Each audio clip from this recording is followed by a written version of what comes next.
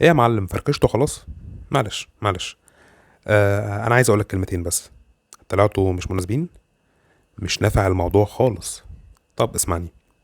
اولا، في مشكلة هتقابلك بعد شوية. هرمونات جسمك مش هتكون متظبطة، نتيجة ان شعور المكافأة مرتبط انك كنت بتاخده من الكلام والتشجيع والكلام الحلو مع الاكس، او اللي بقى الاكس خلاص. فلما تحس باشتياق جامد اعرف ان دي هرمونات، والحل انك تنقل الالم النفسي للالم الجسدي عن طريق التمرين. عشان كده اي حد بيموف اون بيروح الجيم، عشان الجسم بعد الجيم بيفرز مسكنات او مواد مخدرة تعالج العضلات. صح. تاني حاجة، ما تدخلش في علاقة. هتقولي هو انا حد معبرني؟ هقولك حتى لو حد عبرك ما تعملش كده، عشان ده برضه سلوك ادماني. تجنبه. ارفع استحقاقك وثقتك بنفسك بانك تكون احسن، مش بانك ترتبط.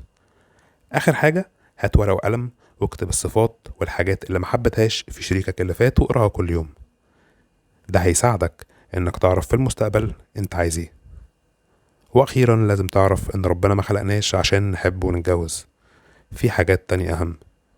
فروق كده وحاول تبقى احسن. سلام يا معلم.